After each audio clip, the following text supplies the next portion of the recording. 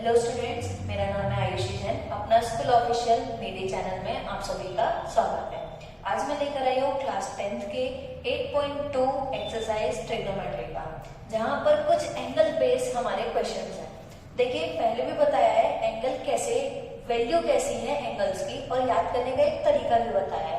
यहाँ देखो, हमारे पास जो एंगल्स है वो है 0 डिग्री, 30 डिग्री, 45 डिग्री, 60 डिग्री और 90 डिग्री। अब इन वैल्यूज, इन डिग्रियों की वैल्यू साइन के टर्म पे, कॉस के टर्म पे और टेन के टर्म पे कैसी है। तो देखो, साइन के टर्म की जो वैल्यू है वो तो चलो ठीक है, लेकिन याद करने का तरीका क्या है। देखो, साइन की वैल्यू 0 पे 0 है और 90 पे 1 है। बिल्कुल क्लियर, 0 पे 0 है और 90 पे 1 है। बाकी जो बची हुई तीन वैल्यूज हैं उनके लिए ले रहे हैं हम अपॉन पे 2, बीच वाला जो नंबर है उस पे ले रहे हैं √2 और ऊपर के जो नंबर है उस पे एक पे 1, दूसरे पे भी 1 और तीसरे में √3। ये मेरी तैयार हो गई साइन की वैल्यूज। कैसे स्टार्ट हुआ? 0 से स्टार्ट हुआ, 1 पे एंड हुआ। तीनों बीच के नंबर्स पर 2 लिया, अपॉन पे डिनोमिनेटर प्लेस पे मतलब, और बीच वाले के लिए √2 लिया, बाकी जो है ऊपर 1 और ये √3। अब कॉस की वैल्यू कैसी बनाई जाए? तो देखो, हमको सिर्फ लर्न करना है साइन की वैल्यूज, सिर्फ और सिर्फ साइन की वैल्यू। कॉस की वैल्यू बनाने के लिए इस साइन को पीछे से देखना स्टार्ट करो। 1 पीछे से लेती हूं मैं, √3/2, 1/√2, ये 1/2 और ये 0। फिर हम लोगों ने इंट्रोडक्शन में पढ़ा है जो tan होता है वो क्या होता है? tan होता है साइन अपॉन कॉस का रेशियो, साइन और कॉस का रेशियो। तो सिंपल वे में यहाँ भी रेशियो लेते जाओ। 0/1 का रेशियो 0, 1/2 अपॉन 3/2, देखो अपॉन 2 कैंसिल, ऊपर आ रहा है 1, नीचे आ गया √3।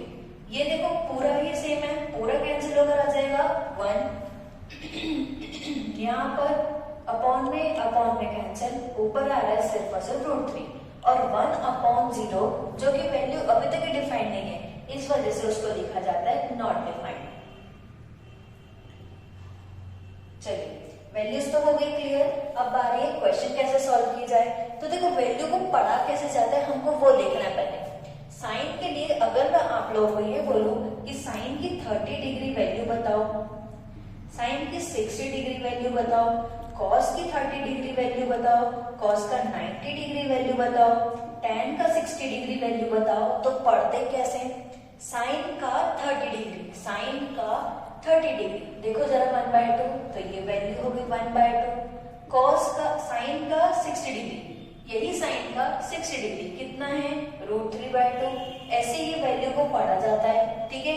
tan का 60 डिग्री, ये tan, उसका 60 डिग्री, तो कितना आया? √3। अभी इसी तरीके की वैल्यूज को रीड करके हम अपने क्वेश्चंस पे लेकर आ रहे हैं।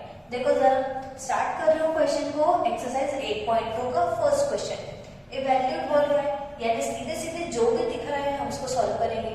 तो देखो जरा, sine 60 degree cos 30 degree plus sine 30 degree cos 60 degree, sine 60 degree, sine का 60 डिग्री, वैल्यू देखो क्या लिखा है? √3/2।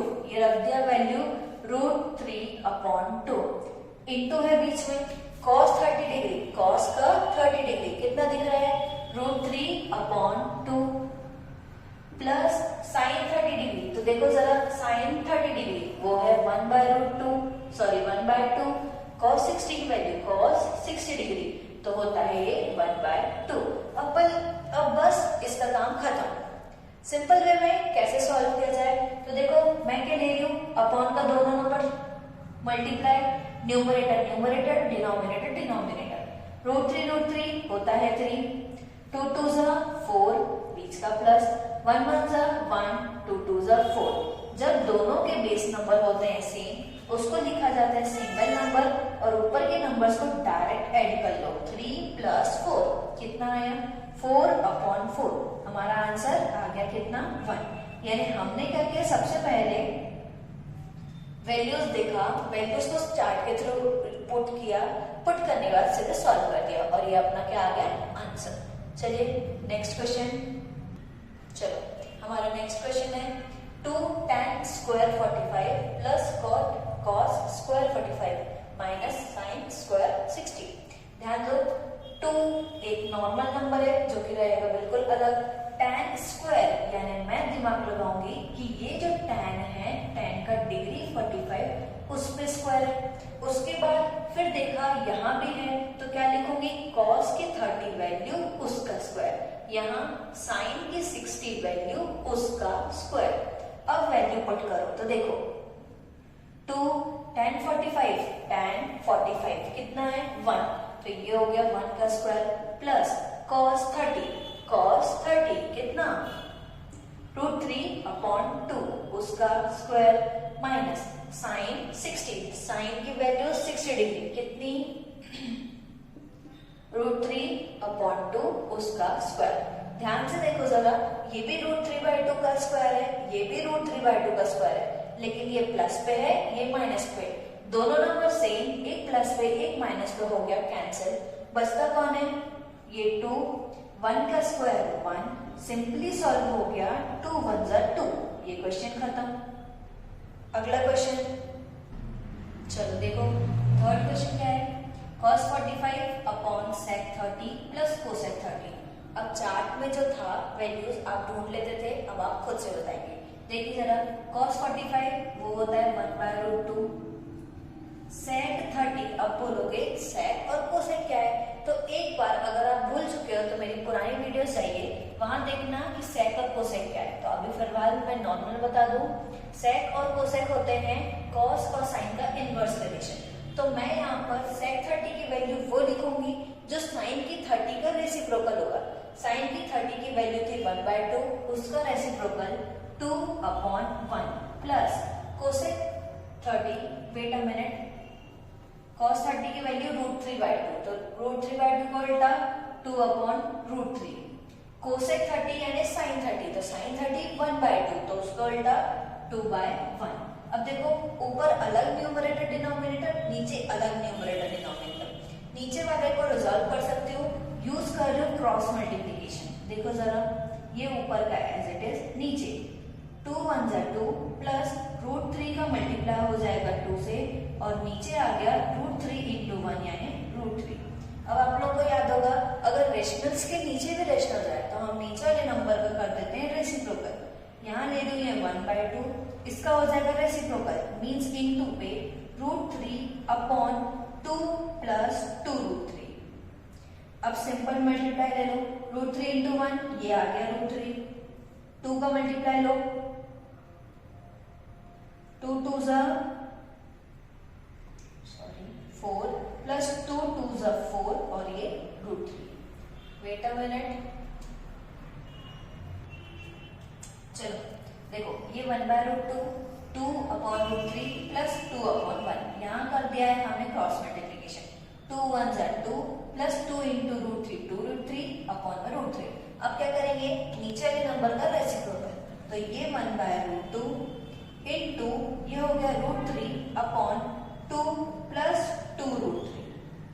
अब मल्टीप्लाई लो, √3 × 1 √3/√2 का मल्टीप्लाई इसके पास भी और इसी √2 का मल्टीप्लाई अगली टर्म पे, तो 2√2 प्लस 2 × √2 × √3 ये हो जाएगा √6। यहां से मैं ले रही हूं 2 को कॉमन, तो ये हो जाएगा √3/2 कॉमन आ गया √2 प्लस √6। अब देखो जरा, ये आ रहा है मेरा रेशनल नंबर नहीं है, इररेशनल नंबर है, और कुछ ऐसी कंडीशन होती है डिनोमिनेटर पे आती है, हम वहां लेते हैं रेशनलाइजेशन। रेशनलाइजेशन की कंडीशन, जो भी हम ले रहे हैं उसी का अपोजिट साइड के साथ न्यूमरेटर और डिनोमिनेटर मल्टीप्लीकेशन। तो देखो ऐसा होगा क्या, ये लिया, अब मल्टीप्लाई कर दो, √3 इंटू यहाँ पर ले रही हूं मैं, √3 × √2 √6, √3 × √6 √18/2 रहेगा एज इट इज। ये वाला टर्म हो गया a प्लस बी, अगला वाला जो ये टर्म है वो हो गया a माइनस बी।